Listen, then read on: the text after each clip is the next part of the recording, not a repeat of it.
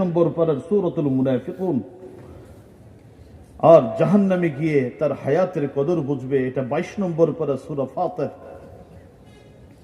আল্লাহ বলেন, وهم يصطرخون فيها ربنا أخرجنا نعمل صالحا غير الذي كنا نعمل أولم نعمركم ما يتذكر فيه من تذكر وجاءكم النذير فذوقوا فما للظالمين من نصير। বান্দা চিৎকার করে বলবে, ওয়াহুম ইয়াসতারিখুনা ফিহা, চিৎকার করবে, বলবে, আল্লাহ, ও মালিক, জীবন হায়াত দিয়েছিলে, সময় দিয়েছিলে, কদর করি নাই গো আল্লাহ, একবার ফিরাই দাও। কসম করে বলছি, প্রমিস করে বলছি, আর সময় নষ্ট করব না। আগে যেই ভুলগুলো করেছি, একটি ভুল আর পুনরায় করব না। চিৎকার করে, বারংবার চিৎকার করে আল্লাহকে বলবেন, রব্বানা আখরিজনা না'মাল সালিহান গায়রাল্লাযী কুন্না না'মাল। আমার আল্লাহ উল্টো বলবেন, আওয়ালাম নুআম্মিরকুম মা ইয়াতাযাক্কারু ফীহি মান তাযাক্কারা ওয়া জাআকুমুন নাযীর। কেন এখন, কেন তুমি 1 সপ্তাহ, 1 মাস, 1 বছরের হায়াত ভিক্ষা চাও? আমি তো তোমাকে কোনো চাওয়া অ্যাপ্লিকেশন ছাড়া আমি 80 বছরের হায়াত দিয়েছিলাম, 60 বছরের হায়াত দিয়েছিলাম, 50 বছরের হায়াত দিয়েছিলাম। তখন তো আমি ডেকেছিলাম তোমাকে প্রতিদিন 5 বার। আমি তখনই তুমি ভুল পথে যাচ্ছিলে, আমি তোমাকে পিছন থেকে আমি বারংবার তোমাকে বাধা দিচ্ছিলাম, কিন্তু তখন তো তুমি আমার ডাকে সাড়া দাওনি। আজকে আমি তোমার ডাকে সাড়া দিব না। মুহতারাম হাজিরিন, আমি আমার একটা সংক্ষিপ্ত একটা ভূমিকা আপনাদেরকে শোনাচ্ছি, কারণ সময়ের কদর মানুষ বুঝে, কিন্তু বেজায়গায় বুঝে, যেখানে বোঝা দরকার ওখানে বুঝে না। প্রতিদিন একজন মানুষ খাবার খায়, টাইম দেখে দেখে খাবার শুরু, টাইম দেখে দেখে খাবার শেষ। এইভাবে টাইম দেখে দেখে খাবার শুরু করা, শেষ করার মধ্যে মুজাহিদ একজনও খুঁজে পাবেন না। আছেন কেউ যে হুজুর প্রতিদিন আমি 7 মিনিটই খানা খাই, 1 মিনিট কখনো কমও হয় না, বেশিও হয় না, এরকম মর্দে মুজাহিদ আছেন? প্রতিদিন টাইম দেখে দেখে ঘুম শুরু, টাইম দেখে দেখে ঘুম শেষ, এরকম মর্দে মুজাহিদ আছেন নি? 2-1 জন নাই? টাইম দেখে দেখে টয়লেট করেন, আছেন? কিন্তু মুসলমান টাইম দেখে দেখে নামাজ পড়ে। বিশ্বাস যদি না হয়, জুমার দিন দেখবেন, খতিব সাহেবের বলবেন, হুজুর আজকে 10 মিনিট লম্বা বয়ান করেন। একটু পরপর মুসল্লি খালি কি করে? গরির দিকে তাকায়। দেখছেন এটা? দেখেন না, এই এলাকার মানুষ বেশি ভদ্র। আমি গুলশানে দেখছি, দেখে দেখতে দেখতে দেখে যখন টাইমটা ওভার হয়, তখন হাতিকে উপর দিকে দেয়। মানে উনি নিজে একা দেখে না, খতিব সাহেবও দেখায়, আমরা কিন্তু আপনার টাইম দেখতেছি। ঠিক না বে ঠিক? আর আমিও ইচ্ছা করে ওই সময় টাইমটা বাড়াই দিই। আমার একটা কাজ হলো 5 মিনিট, 7 মিনিট, 3 মিনিট আমি দেরি করব, আবার কখনো 2 মিনিট আগে দাঁড়ায় যাই। উদ্দেশ্য হলো, তোমার কোথাও টাইমের কদর নাই, টাইমের কদর মসজিদে আসছো। এটা তোমার মধ্যেই কদর সৃষ্টি কে করেছে জানো? শয়তান। ঠিক না বে ঠিক? এই যে বয়ানে বসছেন, এই কিছুক্ষণ পরে, এখন থেকে শুরু হবে, একজনে দেখবেন খালি খোঁচায়, দেখো টাইম দেখো, কালকে অফিস আছে। টেলিভিশনের সামনে ও আর খোঁচায় না, খোঁচায়? খোঁচাবে না, কারণ ওইটা দেখলে তো জাহান্নামের দিকে অগ্রসর হওয়ার সম্ভাবনা আছে, আর এটা দেখলে ও জান্নাতের দিকে অগ্রসর হওয়ার সম্ভাবনা আছে। ঠিক না বে ঠিক? এই জন্য এখানে আপনাকে টাইম দেখাবে, খবরদার ওই টাইম আপনি দেখার চেষ্টা করবেন না। বুঝবেন এই টাইমটা আমার আল্লাহ দেখাচ্ছেন না, ইবলিশটা দেখাইতেছে। ঠিক আছে তো? আমরা যেই কাজ করছি এটা ভালো কাজ না মন্দ কাজ? কারো সন্দেহ আছে? আল্লাহর নবীর হাদিস, বুখারী, মুসলিম, তিরমিজি, বহু হাদিসের কিতাবের মধ্যে এসেছে, যতক্ষণ পর্যন্ত আমরা কোরআন হাদিসের কথা বলবো এবং শুনবো, যদি নিয়তটা ঠিক থাকে, ততক্ষণ পর্যন্ত বৃষ্টির পানি যেভাবে অনবরত বিরতিহীন আসমান থেকে টপকে টপকে পড়তে থাকে, বান্দার জিন্দেগির গুনাহও সেভাবে ঝরতে থাকে। তাহলে এই জায়গায় সময় দেখার সময়, এখানে হলো সময় দেওয়ার জায়গা, ঠিক না বেঠিক? এখানে সময় দেখার জায়গা না, এটা সময় দেওয়ার জায়গা। বুঝতে পারছেন তো? মুহতারাম হাজিরিন, এবার অল্প সময় কিছু জরুরি নসিহা আপনাদের সামনে আমি পেশ করতে চাই। আসুন আমরা এবার আমার সাথে আপনারা কথা বলেন, কুরআনুল কারীম কত পারা? সবাই, দুইজন না, সবাই সাথে কথা বলতেছি। কয় পারা? সূরার সংখ্যা কত? বয়ান তো সব পারে। 114। আমি আপনাদের সম্মুখে 114টি সূরার 87 নং সূরা। কত নাম্বার? সূরাতুর নাম হলো, সূরার নাম হলো সূরাতুল আ'লা। سبح اسم ربك الأعلى الذي خلق فسوى والذي قدر فهدى والذي أخرج المرعى। শুনছেন? এই সূরাটা দেখবেন জুমার দিন খতিব সাহেবরা বেশি বেশি পড়ে। এই সূরার 14 নম্বর আয়াত থেকে নিয়ে শেষ পর্যন্ত তেলাওয়াত করেছি।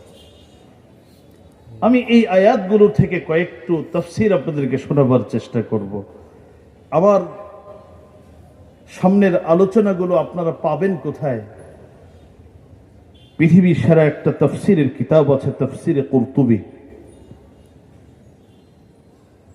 এই তাফসীরে কুরতুবীর মধ্যে পাবেন, যার সংক্ষেপ কথা হলো, বিশ্বনবী রাহমাতুল লিল আলামিনের যুগে দুজন ব্যক্তির মধ্যে একটি মামলা, মুকদ্দমা, দুজনের মধ্যে একটি ঝগড়া সৃষ্টি হয় এবং ওই ঝগড়াকে কেন্দ্র করে এই মুকদ্দমা রাসূলুল্লাহ সাল্লাল্লাহু আলাইহি ওয়াসাল্লাম পর্যন্ত গড়ায়। ঘটনা কি? ঘটনা বোঝার জন্য এতটুকু বোঝেন, দেখবেন এই তো গাছগুলো আছে, কিছু গাছ তার বৈশিষ্ট্য হলো গোড়া এবং মাথা, অথবা গোড়া আর ওদিকে আগা বলে দুইটাই সমান, অর্থাৎ যেখানে গোড়া ঠিক উপরে হলো তার আগা। আর কিছু গাছ এমন থাকে যেই গাছের গোড়া দক্ষিণ দিকে, মাথা হলো উত্তর দিকে। আছে না এরকম কিছু গাছ? নবীর যুগে একজন ভদ্রলোক একটা গাছ লাগাইছে, খেজুর গাছ। গাছের গোড়া নিজের বাড়িতে আর আগা হইল আরেকজনের বাড়িতে। গাছটা যিনি লাগাইছেন, যেই ভদ্রলোক গাছটা রোপণ করেছে, ওই লোকটার লেবাস একেবারে সুন্নতি লেবাস, জামা বিশাল আমার মতো জামা, দাড়িও সুন্দর, পাগড়িও সুন্দর, কিন্তু ভিতর ভালো না। লিবাসুহু লিবাসুত তাকওয়া ওয়া ফি কুলুবিহি যায়গ। উপর ফিটফাট, ভিতর সদরঘাট, নাম তার মুনাফিক। এরকম কিছু মানুষ বর্তমানেও আছে, পাগড়ি পয়রা মানুষ মারে, আছে না এরকম মানুষ? এটা হলো কি, লেবাস ভালো, উপর ফিটফাট, ভিতর সদরঘাট। এদেরকে বলা হয় মুনাফিক। আযহারুহু খিলাফা মা আবতানুহু। ভিতরে একটা, বাইরে আরেকটা। হ্যাঁ, ভিতরে একটা, বাহিরে আরেকটা, মুনাফিক। এই গাছটা রোপণ করেছিল একজন মুনাফিক, খেজুর গাছ। আর যেই বাড়িতে গাছের মাথাটা, ওই বাড়ি ছিল শুধু মুসলমান না, এক আনসারি সাহাবী মুসলমানের বাড়ি। সারা বছর গাছের দেখভাল করত মুনাফিক, যখন খেজুর পাকতো, তো খেজুর তো একটা নির্দিষ্ট সময় গাছ থেকে পাড়া হতো, এর আগে প্রতিদিন 2-4টা করে পাকা খেজুর পড়তো মুসলমানের বাড়িতে, আনসারি সাহাবীর বাড়িতে। আনসারি সাহাবীর সন্তানরা এই মজার মজার পাকা খেজুর টোকায় টোকায় মুখের মধ্যে দিত, মজা মজা করে খাইত। আর এদিক দিয়ে মুনাফিক তেলে বেগুনি জ্বলত, কষ্ট করি আমি, আমার সন্তান খেজুর পায় না, ওইটার সন্তান খেজুর খায়, এটা তো হয় না। গিয়ে বলল, দেখো তুমি কি জানো আমার খেজুর গাছের পাকা পাকা খেজুরগুলো তোমার সন্তান খায়, দ্রুত কোনো ব্যবস্থা গ্রহণ করো। আনসারী সাহাবী বললেন, ওরা ছোট বাচ্চা, ওরা তো বোঝে না, আমরা নিজেরাই বারণ করেছি তারপরেও খেয়ে ফেলে, আমি কি করব, দেখো আমি তো বুঝি, আমি তো খাই না, ছোট বাচ্চা বোঝে না, খেয়ে ফেলে, তুমি এটা মাফ করে দাও। মুনাফিক বলে, মাফটা আমি বুঝি না, কষ্ট করি আমি সারা বছর, খাইলে আমার সন্তানরা খাইব, তোমার সন্তান খাইব কি লিগা? প্রসিদ্ধ ঘটনা আপনারা শুনেছেন, এক ভদ্রলোক, বেনামাজি ভদ্রলোকের গরু একটা ছিল, ও গিয়ে মসজিদে কি করতো, পেশাব পায়খানা করতো। বিচার দায়ের করা হলো, সভাপতি সাহেব ডাক দিয়ে মাতবর সাহেব বলে, কি খবর, গরু মসজিদ নষ্ট করে, তুমি কি করো? তো এই কপাল পরে একটা জবাব দিছিল, দেখো আমি বুঝি, এই জন্য আমি মসজিদে যাই না, ও বোবাজার বোঝে না দিকে মসজিদে যায়, আমি বুঝি, আমার কোনোদিন মসজিদে দেখছো? ও বুঝে না দিকে মসজিদে যায়, তো বোবাজাতের কি বিচার করবা? তো সাহাবী বললেন, দেখো আমি বুঝি, আমি তো খেজুর খাই না, আমার গিন্নিও খেজুর খায় না, ছোট বাচ্চারা খেয়ে ফেলে, তুমি মাফ করে দাও। মুনাফিক বলে, এই মাফটা আমি বুঝি না, আমার খেজুরের ব্যবস্থা করো। কিছুদিন পর আবার এই বিচার, আবার সাহাবীকে বলছে, তোমার সন্তানকে বারণ করো। সাহাবী তো আসলে নিষেধ করছেন, ছোট বাচ্চা টোকায় খেয়ে ফেলতেছে, খেজুর তো একজন দেন, যদি ওই লোকের খেজুর গেছে খেজুর না হইতো, কিছু করার সুযোগ ছিল তার? আমার আল্লাহ দেওয়ার কারণেই তো কি 2-4টা মানুষ খায়। এরকম তো আমাদেরও কত, হ্যাঁ এমন আছেন না, আপনার গ্রামের ফল ও খাচ্ছে, রাস্তার মানুষ খেয়ে ফেলছে, আমরা কি চিন্তা করি, এটা আমার আল্লাহ যদি নাই দিতেন, তাহলে আমার সন্তানই বা কোত্থেকে খেত, আর ওরাই বা কোত্থেকে খেত, যেহেতু দিয়েছে 2-1টা খাক, সমস্যা কি? কিন্তু অত রাজি না। বিষয়টা নিয়ে নবীজির কাছ পর্যন্ত চলে গেল, গিয়ে বলল, গো নবীজি, বড় মামলা আপনার কাছে নিয়ে এসেছি, কি হয়েছে তোমার? মুনাফিক পুরো ঘটনার বর্ণনা দিয়ে বলল, ওগো নবীজি, কষ্ট করে গাছ লাগিয়েছি আমি, দেখভাল করি আমি, যখন মিষ্টি খেজুরগুলো পরে খেজুরগুলো খায় ওর সন্তান, আমার কিন্তু কলিজাটা তখন স্যাঁত করে। বিশ্ব নবী রাহমাতুল লিল আলামিন শুনলেন, নবী খুব ভালো করেই সুন্দর একটা জবাব দিয়ে দিলেন, বিচারটা এত সুন্দর একটা বিচার করলেন, বললেন, ও আমার মুসলমান, হে আল্লাহর বান্দা, তুমি যদি তোমার ভাইয়ের সন্তানের জন্য এই সামান্য খেজুরটা সদকা করে দাও, আমি বিশ্ব নবী তোমাকে একটা সুসংবাদ শোনাচ্ছি, আমার আল্লাহ তোমাকে জান্নাতে জায়গা দিবেন।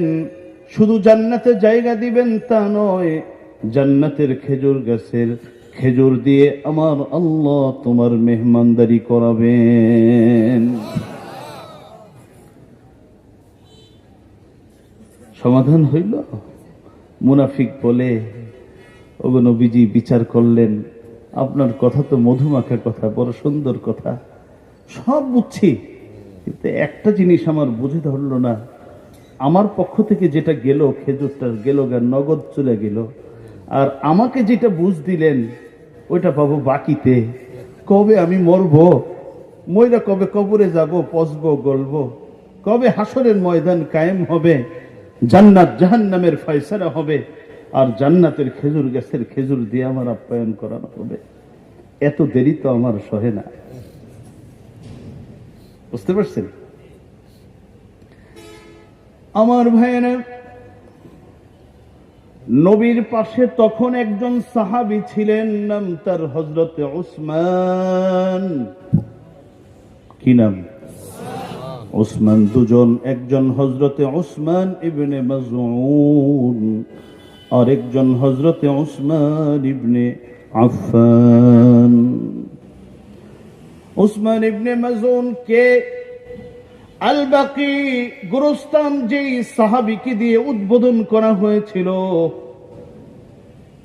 ওই সাহাবী সাধারণ কেউ নয়, হযরতে উসমান ইবনে মাযউন। আর হযরতে উসমান ইবনে আফফান তো ওই সাহাবী যিনি দুনিয়াতে থাকা অবস্থায় জান্নাতের সুসংবাদ পেয়েছিলেন। নবীর দুইটা কলিজার টুকরা নিজের ঘরে রেখেছিলেন। নবীজি বলেছিলেন, আমার পরে আমার যদি আরো কলিজার টুকরা থাকতো আমি উসমানের হাতে উঠাই দিতাম। ভাইরা আমার, হযরতে উসমান তো এমন এক সাহাবী, যেই সাহাবীর দান দক্ষিণার চিহ্ন আলামত এখনো পর্যন্ত আরবের মধ্যে ফুটে উঠেছে, ফুটে আছে। হযরতে উসমান নবীর পাশে বসা ছিলেন। আমার ভাইয়েরা, এখানে অনেক তালিবে ইলম আছে, উলামায়ে কেরাম আছে, যেই সাহাবীরা বেশি হাদিস বর্ণনা করেছেন, হযরতে আনাস, হযরতে আবু হুরায়রা, হযরতে আব্দুল্লাহ ইবনে উমর, হযরতে আয়েশা। দেখবেন কে আসছে আমার ভাইয়েরা, তারা হাদিস যখন বর্ণনা করেন, দেখবেন হাদিস যখন বর্ণনা শুরু করেছেন, হযরতে আনাস বলেন, নারায়ে তাকবীর, নারায়ে